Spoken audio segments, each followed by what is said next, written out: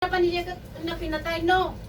There are a lot of things that God has instructed Joshua to what to do in Canaan. Ado-ado ti Hittites, Canaanites, Jebusites. Demonyo na ijay nga talaga nga ikateng nalinisam ijay sa kanto. O di ba ti Luti mapamudlalo-dalusan pa yung mamuno na mapanmapay party-party yan. The same thing as that. Did they persevere? Did they finally surrendered? No. Isa nga na DJ ko na DJ sa Apo in the book of Joshua. The commander-in-chief has finally appeared to Joshua and he said, and Joshua asked, who are you? Are you for us or against us? And the commander-in-chief said, both. If nusuwayam iti pamalakad ko, I am against you. Ngam na tong palom ti ibagbagakin ka, then I will be for you. The same thing of the word of God today. But many of us is doing it in the wrong way. Kasi lang kung maiti katulong, ako na nga Kristiyano nga katulong kat, haang ka nga magkisungsungbat. Bye-bye, ta na nga mong ni Abis, how would he know and she know that she is an abusive person? That she is taking advantage of you? How would she and he know? We all have the right. We all have the law to protect everyone. How would she and how would he know that he violated such law and such rules? Kung nadahang ka nga mapanhang ka nga agub-ubra no agawid ka. Amin nga katulong dito yung Hong Kong agub-ubrada no agawid na. Most of us. But according to the labor ordinance, we have a 24 hours, not less than 24 hours. From Saturday midnight to 12 o'clock to Sunday, you are not supposed to do any work. Why? Because if you do work when you go home, then you're still on duty. Kat no ni among mo, kat ipapilit na nga aramidan dili jay, then you have to tell him that she is violating the rules. 50,000 punishment. She is guilty. Ngam gapo, iti pa nakaawat kin gapo, iti desperado karkaro, iti pandemya itata. That we want to keep our job. We have to tolerate it and persevere with it because our family needs us. Okay, mapantayo iti biyag ni Hannah. Hannah is a woman who cannot even bear a child. In the desperation of life, talaga nga ada asawa na, ada anak na, isuna laang ti awan anak na. So, siyempre, ada ijay pa nagkunkuna nga, ano ijay term tayo nga, iguro ti ka, singi, tanang bubuling ngay, no, awan ti anak na ngay nga, dila-dilawan daan niya di jay, pasano di ay? Bao gana, awan sir Bim, no, awan iti anak mo, ha? You don't have any. Awan, baog dada, makaanak dada, nasakit, di ba? Malagip ko ili ni mother ko. May taluda Committee of Ethics kamo dagijay ti balikatan. No ada iti agsao iti madi, kapanda pustasan mo hindi kastada. Agluto ka ti kwa lang bagbagaan da DJ babae ano nga agsasao ti madi. Anya laang di insawang na. Baog. Kuna amay na kanana ni mother there. Ada gayam tinapanda kinatungtunga bakit ada tinapanag pulong. So nasakit na hindi bagaking ka kasi ka baog ka, di ba? Ngum itata accepted universal. Accepted already. Nga ori no ibagbaga daking ka nga kasjay. Balasang baak. Hindi awan ti mang ibaga itatakot awane. Ori ibagbagada. Kailangan tutulungan tayo amin, bilit tulang tayo amin, bagam no anya ti ibagam. Bagam no anya ti ibagam, inga na mauma ka. Siyak kas jayak. Basta ti importante awan iti napang ko binadekan nga biag ti tao. Ibagam no anya ti ibagam kinya. Kung bibiyang ko inga na aguma ka.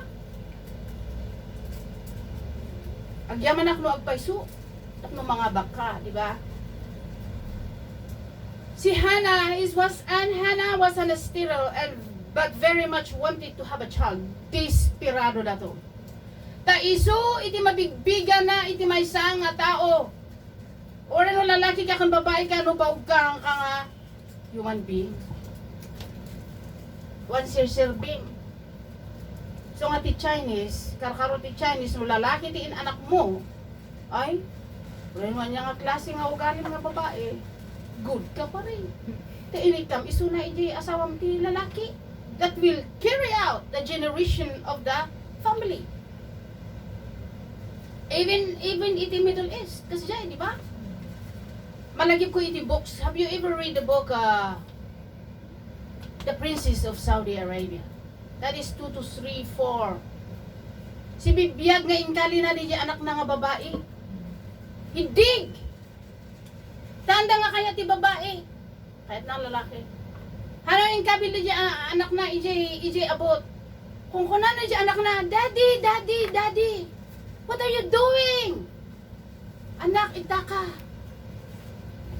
Panana. So, i-bury the it's so painful. Right? Unfair. And one day Hannah went when the desperation of life overtake people. We know in 1990s way until year 2000 there was a rampant termination, abuse, sexually abuse, mentally abuse, physical abuse right here in Hong Kong. Namo yo dagiyay plancha nga impukpok da ije ulo na dije katulong. Sanan to pala ang implancha ije pingping na. Ha? Sanan demot may sa di ako dije tinidor insaksak na ije tengad na. Tel na dije katulong na. I saw all those. The abuse, the silent abuse of OFW all around the world. That is why I have to put that. Because it hurts. The silent abuse of all the OFW all around the world. And we have to tolerate it. Because number one, we are contributing to our family.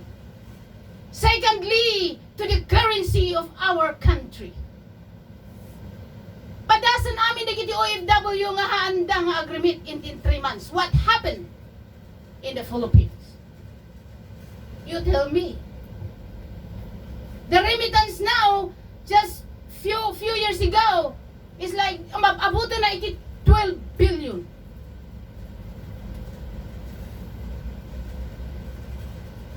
And I am so glad that our president has the heart to help us, unlike the previous. Padasan namin dagiti OFW tahanda nga agreement in 3 months or 4 months. What makes the currency of the Philippines is still strong today is because of the remittance of all the OFWs. Ulitak manan. The remittance of OFWs. Yet the silence, suffering that our family, in our country, in our government, no one understand. Nobody understood that. Here in Hong Kong, almost half of our salary helped the economy. Did the Hong Kong government understand that? No. We buy a lot of things here in Hong Kong and and send back to the Philippines. Mapang kayo iti pag-utangan, prime credit, UA, pag-utangan amin dita, flooded with OFWs to borrow money. Nakakautang di amo, nakakautang di katulong. Yet in the desperation of life, we are like Hannah, that we go to God and cry out for mercy. We thank God that we have a God where the dream of a mother, the dream of a father, for her children and for his children, at least na makalpas iti pa nag-eskwela. The dream of a mother and a father to build a house. Tapno umay iti bagyuhan nga matumbada dyan nga balay nga kubo. That is the reason why we tolerate the abuse, the insults,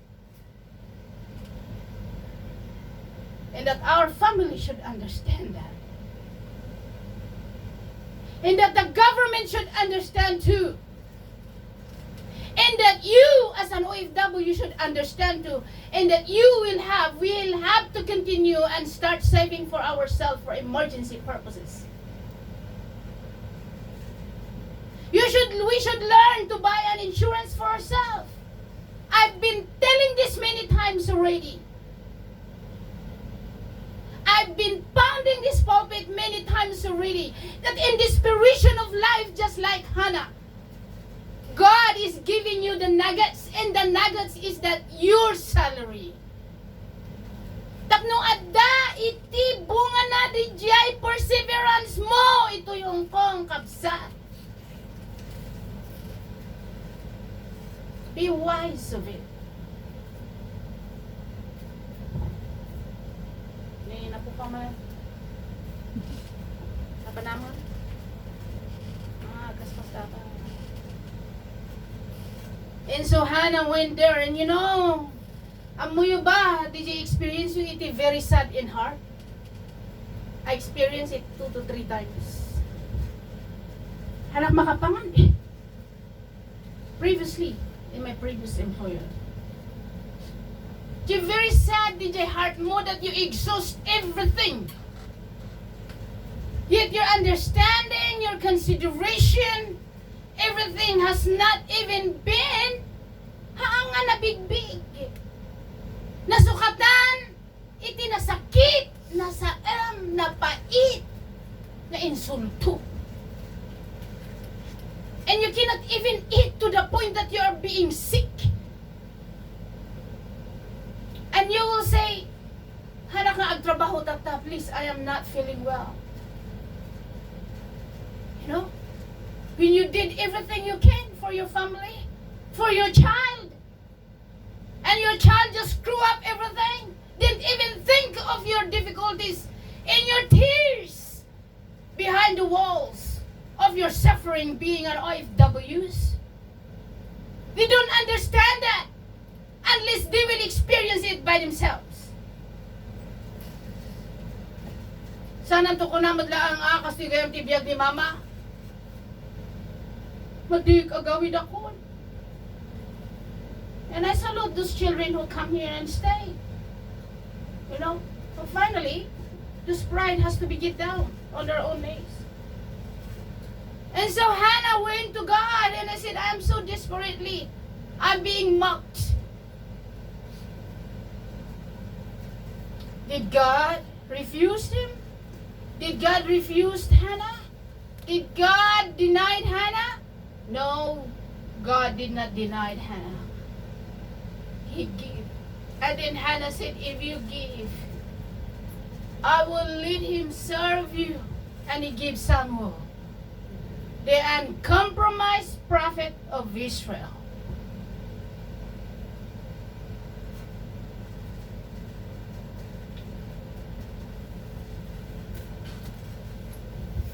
Awan tayo matra ni Job.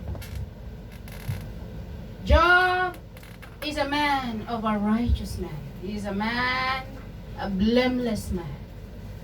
Na maipanggap ti Diyos, amo na ti Diyos. Na maipanggap iti kinamayat ti ugali, namayat ti ugali na. Iso nga talaga nga binindisyonan ni Apo Diyos isa and God has blessed him so much that he cannot even content. If you read the whole book of Job, mani demonyo in parang ni Apo Diyos kuna na among ba na ito nga Job? Nakita kunamot ni demonyo o ni Satanas. Because Satan will always go and join the conference because the power of Satan is under the control of God. No anya itin alaw ni Apo Diyos iso mati aramiden ni iso nga kuna na iji sa ni Apo Diyos nga greater is he that is in me than he that is in the world. Kuna na di ba? Kato in alaw ni Apo Diyos di jay iti tao. That means we can overcome. That's why we have the perseverance. Okay, natin mga mangyari dito.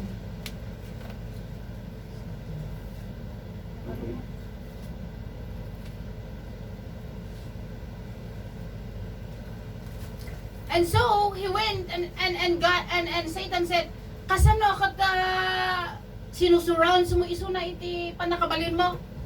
I cannot touch." Hanya ba nga amo?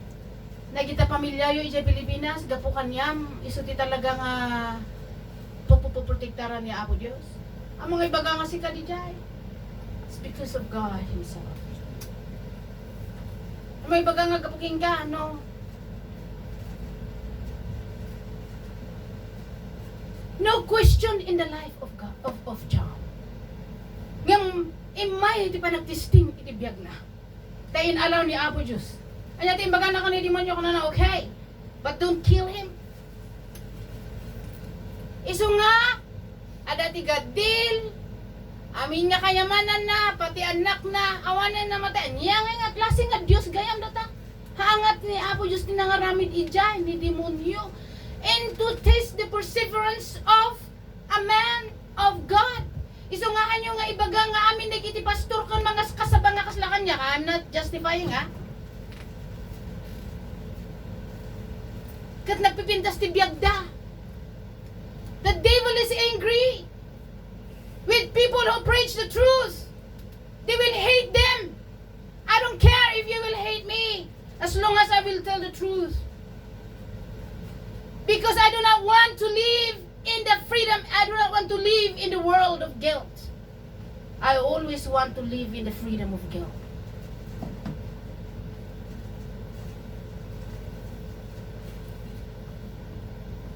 So kung nananapang ka ni Job, ingkang man mo nga kastaan. But did Job leave God? Ano nga imbaga nga kung ano nga? Eh, awang gayam dito nga Diyos nga. Idi pala ang inggan na itata, mayat tibiyag ko itata. Inyag mo sa kandong maglaang inikat niya nga gawin dito nga, no? But the devil has only one narrow-minded. Sure. And if I am going to do this to Job, he will surely come back and curse you as his God. But what did Job did? In the middle of all these things that happened in the life of Job, he stood up there in the middle and worshiped God. Even his own waifu. Sorry, apor takang kanay mga ada ka to kanay yung ada ti waifu. Amin kayo dito ay waifu kayo. Kabutbutang DJ waifu nga mang ridicule iti asawa na. That's why I posted something in my wall, in my Facebook, that a woman who shout at her husband in front of your children and in front of the public is very degrading. You're showing you're disrespecting yourself. And I give a high respect to man. Regardless na si kaiti, dakdakil tikitan na. Awan bibiyang ko. Dakil ba tikitan mo, ino ba si tikitan nila kay mo? Apay ta inasawang garol, kat amo mga ba si tikitan na? Ha? Sige man. Debate. Da kayo kayo mat nga lalaki, no agdengdengag kayo nga lalaki. Nga kasjay, balance yun tayo tata. Get into your private room and talk what the difference is all about. Baka kung na yung manan nga, kaya mo nga maawatan, tas ikagamin. Kung anti asawam, uray no amanti asawa, I read a lot of it and I settled a lot of marriage conflict. To be honest with you. Ubing daw laklakay na mo siya. Overseas man we know locally. Pride, di jay jamin niya pride ya, pride do.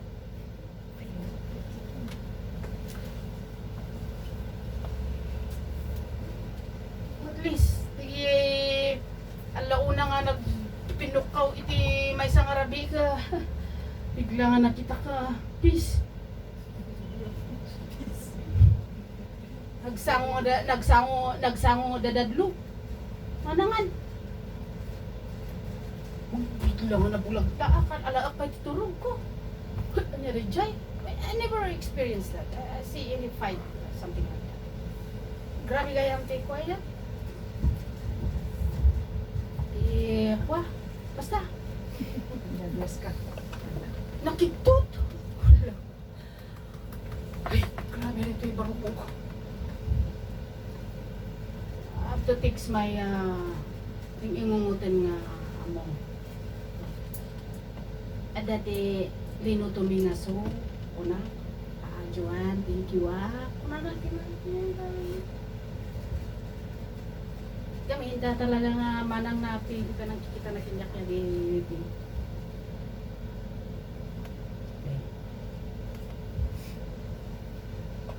In his suffering, Job questioned many things, such as the reason of a living in action of God, but he did not stop believing in God and putting his trust in Him. Iso nga already asawa na, kuna ni asawa na, anya, data, nga Diyos mo, nga inaramid na ka. Previously, nakipag grandi tibiyag na. Tatata talagang agsap-suffer na yung bakit nila kayo nahawan. And that's the reason why. Now we have a young couple here. Prepare for the circumstances that comes, because Paul said that in every marriage there is always, it's not heaven.